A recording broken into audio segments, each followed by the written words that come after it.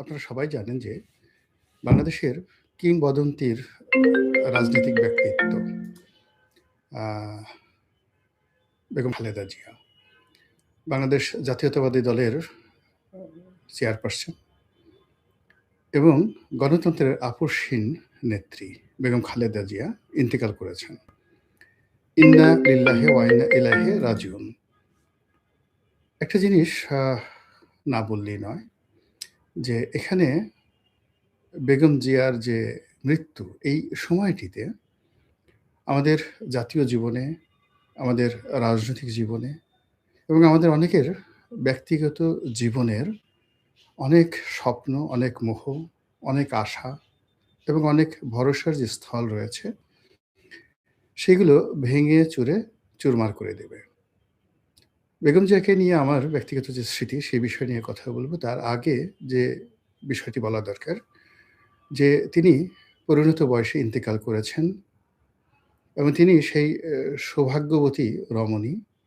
বহু রাজনৈতিক উত্থান এবং পতনের মধ্য দিয়ে তার জীবনের পরিপূর্ণতা তিনি পৌঁছে গেছেন এবং জীবন সায়াহ্নে তিনি রাষ্ট্রের আনুকূল্য পেয়েছেন, মানুষের ভালোবাসা পেয়েছেন এবং মৃত্যুর শয্যায় তিনি তার প্রিয়জনকে কাছে পেয়েছেন, সন্তান, তারপরে পুত্রবধূ, নাতি-নাতনি থেকে শুরু করে অন্যান্য যারা আছেন তাদের সবাইকে। এটি সাধারণত এই পর্যায়ে রাজনৈতিক যারা ব্যক্তিত্ব, তাদের জীবনে এরকম ঘটে না এবং তার এই মৃত্যুকে কেন্দ্র করে সারা বাংলাদেশ কাঁদছে। এবং আপনারা যারা আমার এই থাম্বনেইলের ছবিটি দেখছেন, এই ছবিটি মূলত ইন্টারনেটে ভাসছে। ছবির যে গাম্ভীর্যতা, ছবির যে হৃদ্যতা এবং সেই ছবির যে মোহময়তা, এই মোহময়তার কারণে যেকোনো মানুষই তার সম্পর্কে যাকে বলা হয় শোকাতুর হবেন এই ছবি দেখার সঙ্গে সঙ্গে। এর কারণ হলো এই বাংলার সঙ্গে তার যে সম্পর্ক, সেই সম্পর্ক মহান মুক্তিযুদ্ধের সময়কাল থেকে। তারপর তিনি সেনাপ্রধানের স্ত্রী, তারপর তিনি যাকে বলা হয় রাষ্ট্রপ্রধান অর্থাৎ প্রেসিডেন্টের স্ত্রী, ফার্স্ট লেডি, বিরোধী দলীয় নেত্রী, নিজে ৩ বার প্রধানমন্ত্রী। এরপর গত ১৫টি বছর ধরে শেখ হাসিনার জামানাতে, না ঠিক শেখ হাসিনার জমানা নয়, ২০০৬ থেকে 1/11 এবং শেখ হাসিনার জমানা থেকে তিনি যে জুলুম এবং অত্যাচারের শিকার হয়েছেন, যেটাকে মজলুম জননেত্রী বলা যেতে পারে। তো তার এই জুলুম এবং অত্যাচার দেশের আপামর জনসাধারণের মনে বিষাদ সৃষ্টি করেছে। মানুষের সহানুভূতি, শ্রদ্ধা এবং ভালোবাসার সর্বোচ্চ স্তরে তিনি পৌঁছে গেছেন এবং তিনি এমনি ব্যক্তিগত জীবনে খুব স্বল্পভাষী, অনাহত কোনো কথাবার্তা তিনি বলেন না বা বলেননি। কারো ব্যক্তিগত বিষয় নিয়ে, তারপর অপ্রয়োজনীয় কোনো বিষয় নিয়ে তিনি কখনোই তার প্রতিক্রিয়া দেখাননি।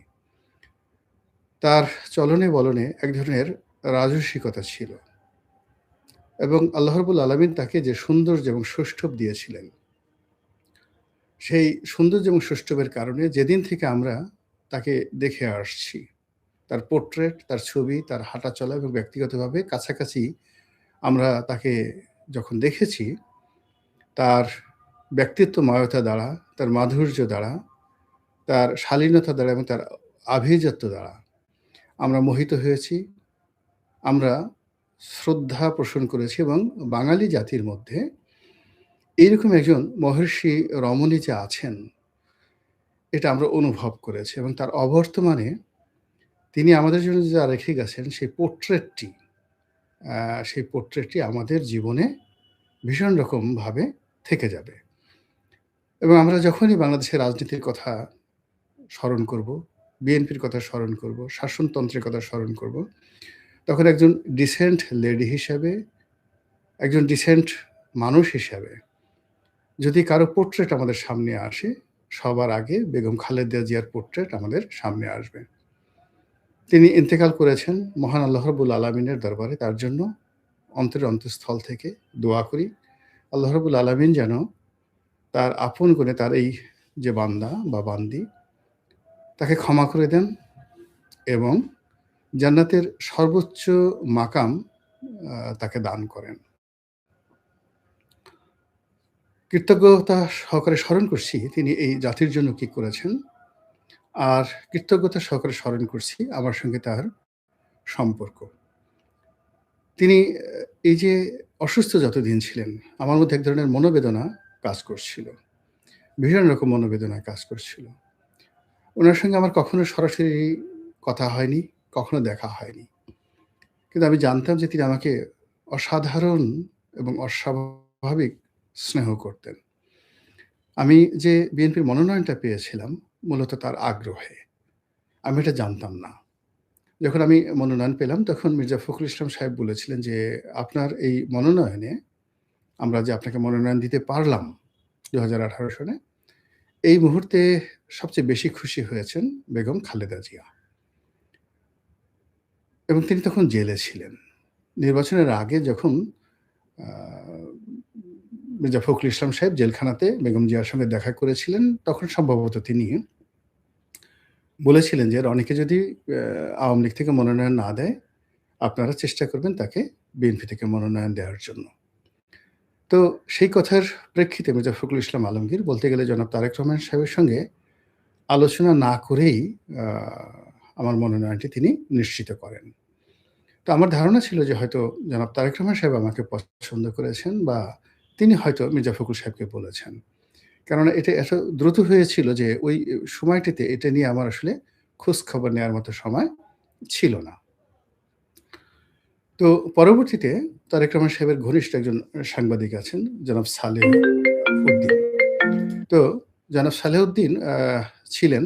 তো থাকার কারণে তিনি কি হলেন, আমি তার কাছে শুনেছি যে আমার এই মনোনয়নের ব্যাপারে মির্জা ফখরুল সাহেবই আসলে ভূমিকা নিয়েছেন। তারেক রহমান সাহেব বরং একটু বিরক্ত হয়েছেন।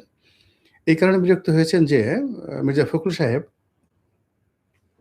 আমাকে যে মনোনয়ন দেওয়া হবে এই ব্যাপারে রহমান সাহেবের সঙ্গে আসলে কোনো আলাপ আলোচনাই নাকি করেননি।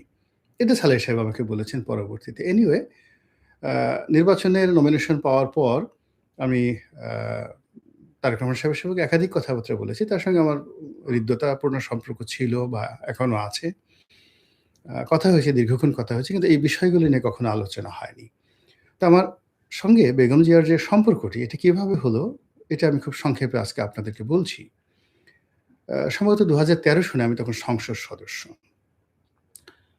পার্লামেন্টের মধ্যে, পার্লামেন্টের বাইরে আওয়ামী লীগের লোকজন দেখা গেল কোনো উপলক্ষ হলেই বিএনপিকে একটা গালি দিতে হবে, জিয়াউর রহমান সাহেবকে একটা গালি দিতে হবে, বেগম জিয়াকে নিয়ে অশ্লীল অশ্রাব্য কথাবার্তা বলতে হবে। এটা একটা আওয়ামী লীগের স্টাইলে পরিণত হয়েছিল।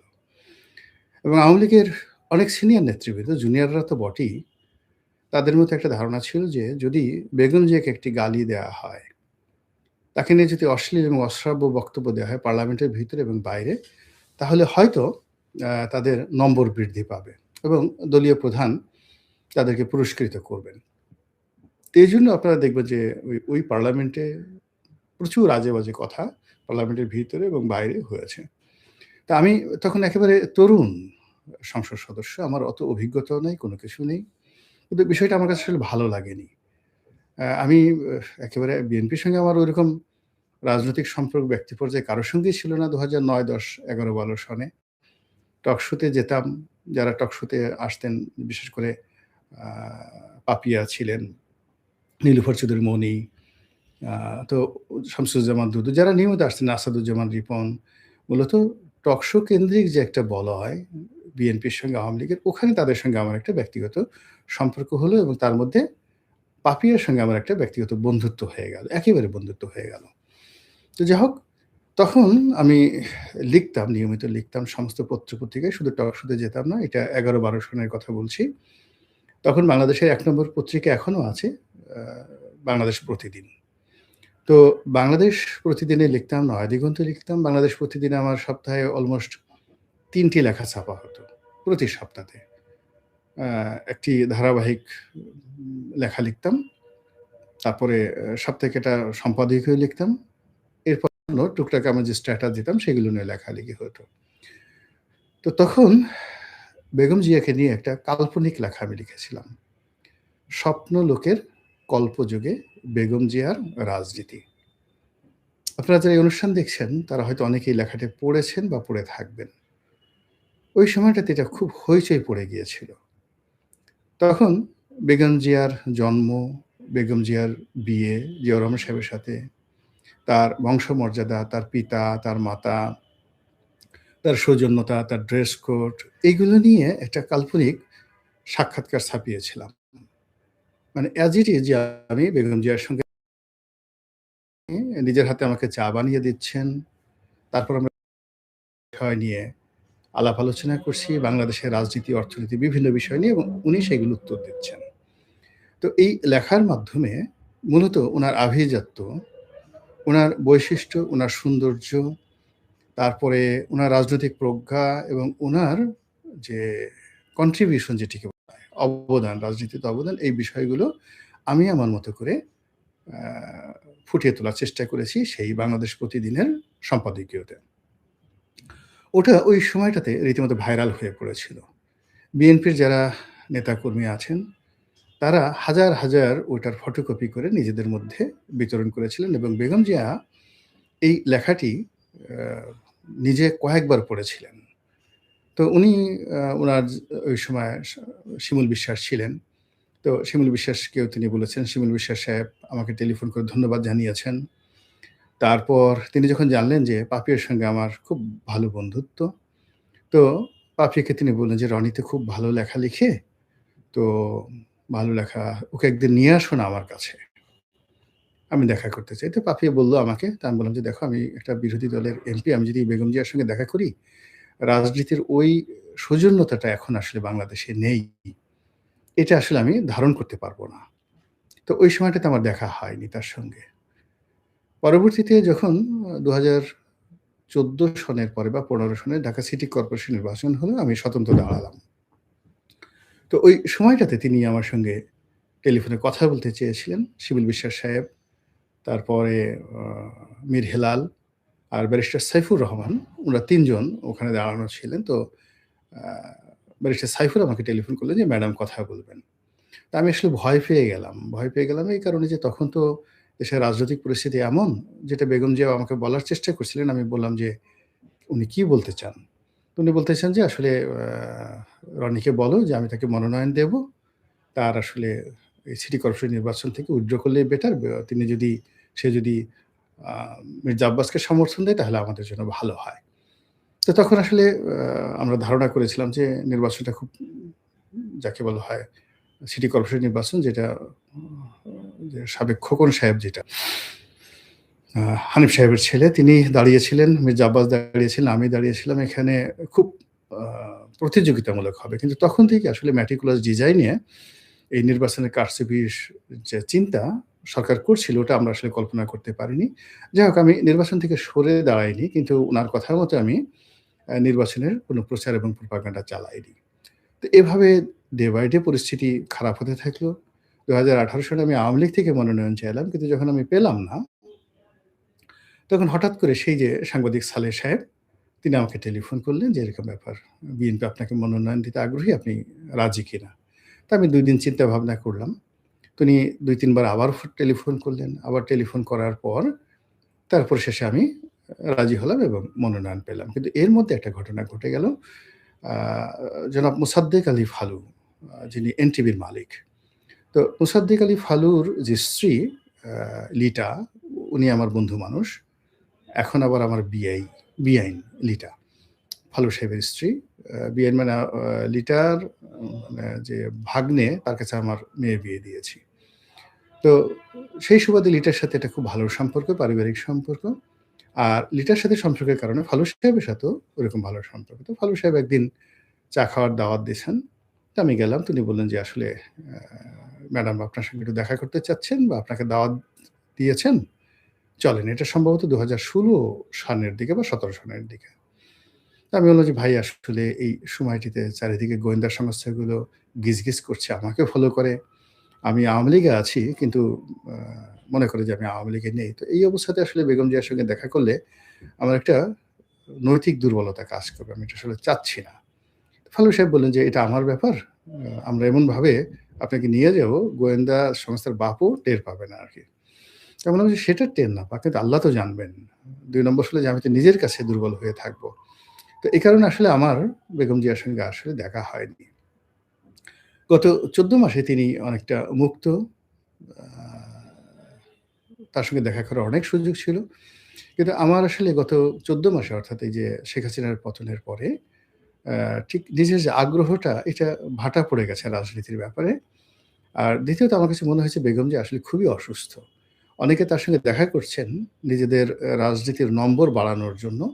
কিন্তু আমার অবস্থা দৃষ্টে মনে হয়েছে যে কারো সঙ্গে দেখা করা, কথা বলা তার জন্য আ ঠিক খুব কষ্টের একটা বিষয়। উনি যদি খুব প্রয়োজন মনে করতেন আমার সঙ্গে দেখা করার বিষয়ে, আ আগ্রহ প্রকাশ করতেন, তাহলে আমি হয়তো আ তখন যেতাম। কিন্তু যেহেতু তিনি আগ্রহ প্রকাশ করছেন না, এখন আমি যদি স্বপ্রণোদিত হয়ে সেখানে যাই, এটা তার জন্য কষ্ট হতে পারে। এজন্য আমার আসলে যাওয়া হয়নি। উনার বেশ কয়েকজন সিকিউরিটির কর্মকর্তা আছেন, যারা আমার খুব ভক্ত। তারা নিয়মিত টেলিফোন করতেন, ম্যাডামের শরীর স্বাস্থ্য সম্পর্কে আমাকে জানাতেন এবং আমি সবসময় জানতাম যে তিনি আসলে কি অবস্থাতে আছেন। তো এই যে একটি অবস্থা, সেই অবস্থার কারণে কি হলো, আ উনার প্রতি আমার যে শ্রদ্ধা, আমার প্রতি উনার যে স্নেহ, এটি আ সামনাসামনি বসে আমার অনুভব করার কখনো সুযোগ হয়নি। ওই যে স্বপ্নলোকের কল্প জেগে বেগম জিয়ার রাজনীতি যেভাবে একটা কল্পনা মিশ্রিত আ ভাষা দিয়ে, অনুভূতি দিয়ে, আবেগ দিয়ে আমি সেটা লিখেছিলাম। উনার সম্পর্কে আমার ঠিক সেই যে আবেগটি সেই পর্যায়েই রয়ে গেছে। তো তিনি এরই মধ্যে বেশি অসুস্থ হয়ে হাসপাতালে গেলেন। তারপর এখন ইন্তেকাল করেছেন। আ এটি আমার জীবনের একটা দুঃসহ স্মৃতি হয়ে থাকবে যে আমি আ যার কারণে বিএনপিতে যোগদান করলাম, যার আগ্রহে বিএনপিতে আসলাম, যার বদান্যতা আনুকূল্যে বিএনপির মনোনয়ন পেলাম, তার সঙ্গে আমার কোনদিন আ চাক্ষুষ সাক্ষাৎ হলো না। তো কাজেই আমি আমার জায়গা থেকে যতদিন জীবিত থাকব, ততদিন তার জন্য দোয়া করব, তার প্রতি কৃতজ্ঞ থাকব এবং তার বিদেহী আত্মার মাগফিরাত কামনা করব। তার যে শোক সন্তপ্ত পরিবার যারা আছেন, জনাব তারেক রহমান সাহেব, অন্য যারা আছেন, কখনো যদি আমার মতো ক্ষুদ্র মানুষ আমার কোনো সাহায্য সহযোগিতা এই তার পরিবারের যারা লোকজন, তার রক্তের যারা ধারক বাহক, তাদের প্রয়োজন হয়, আমি ঠিক সেই আ সহযোগিতাটা করার জন্য সবসময় কায়মনোবাক্যে আমি চেষ্টা করব। আল্লাহ আ বেগম জিয়ার রুহের মাগফিরাত দান করুন। তাকে জান্নাতের সর্বোচ্চ মাকাম দান করুন। তার পক্ষ থেকে আপনারা যারা দেখছেন, সবার কাছে দোয়া চাচ্ছি, তার পরিবারের পক্ষ থেকে, আমার নিজের পক্ষ থেকে। আর আপনাদের যদি কারো তার ব্যাপারে কোনো অভাব থাকে, অভিযোগ থাকে, আল্লাহর ওয়াস্তে